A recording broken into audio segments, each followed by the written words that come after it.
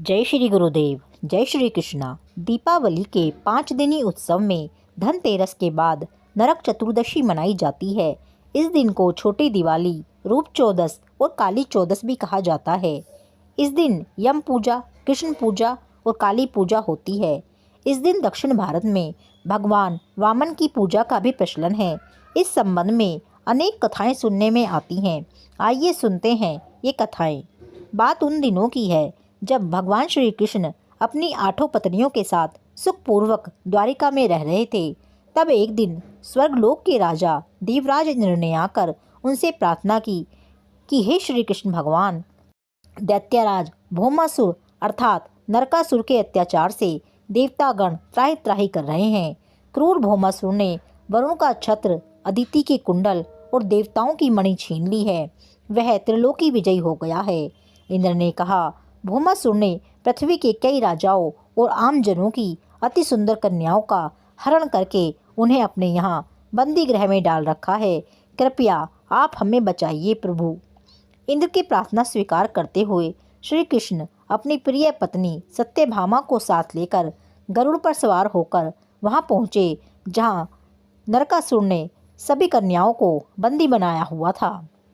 वहां पहुंचकर भगवान कृष्ण ने अपनी पत्नी सत्यभामा की सहायता से सबसे पहले मुर दैत्य सहित मुर के 6 पुत्रों का संहार किया। मुर दैत्य का वध हो जाने का समाचार सुन भौमासुर अपने अनेक सेनापतियों और दैत्यों की सेना को साथ लेकर युद्ध के लिए निकला।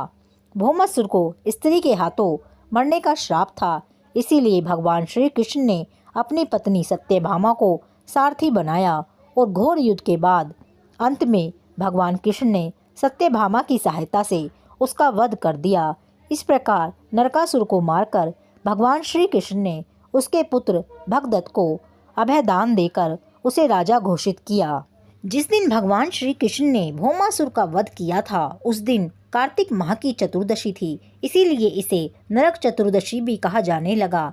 इस दिन भगवान ने नरकासुर का वध किया था और उसकी कैद से लगभग 16,000 स्त्रियों को मुक्त कराया था। इसी खुशी के कारण दीप जलाकर यह उत्सव मनाया जाता है।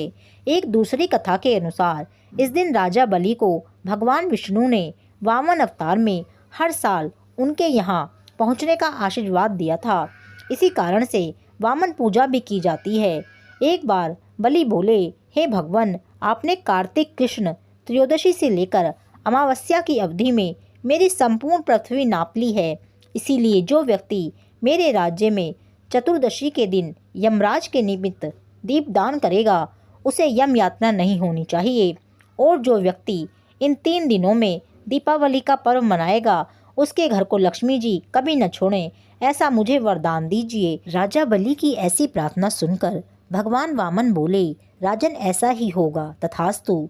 भगवान वामन द्वारा राजा बलि को दिए गए इस वरदान के बाद से ही नरक चतुर्दशी के दिन यमराज के निमित्त व्रत, पूजन और दीपदान का प्रचलन आरंभ हुआ। एक तीसरी कथा के अनुसार प्राचीन समय में रंती देव नामक राजा थे।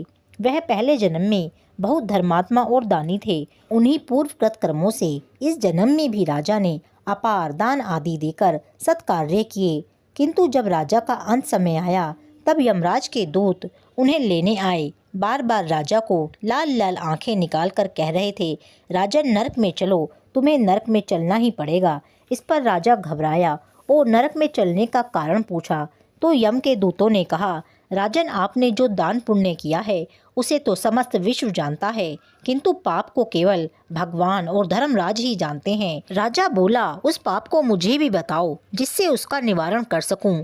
यमदूत बोले, एक बार तेरे द्वार से भूख से व्याकुल एक ब्राह्मण वापस लौट गया था, इससे तुझे नरक में जाना पड़ेगा। यह सुन राजा ने यमदूतों से विनती की कि मेरी आयु 1 वर्ष बढ़ा दी जाए। इस बात को दूतों ने बिना सोचे विचारे ही स्वीकार कर लिया और राजा की आयु 1 वर्ष बढ़ा दी। यमदूत वापस चले गए। राजा ने ऋषियों के पास जाकर इस पाप से मुक्ति का उपाय पूछा। तब ऋषियों ने बतलाया कि राजन, तुम कार्तिक कृष्ण पक्ष चतुर्दशी को व्रत रखकर भगवान श्री कृष्ण का पूजन करना, ब्राह्मण भोजन कराना तथा दान देकर सब अपराध सुनाकर क्षमा मांगना, तब तुम पाप मुक्त हो जाओगे। कार्तिक कृष्ण पक्ष की चतुर्दशी आने पर राजा ने ऐसे ही किया और पाप मुक्त होकर अंत में विष्णु लोक को चला गया। कथा पूर्ण। जय श्री राधे, जय श्री कृष्णा।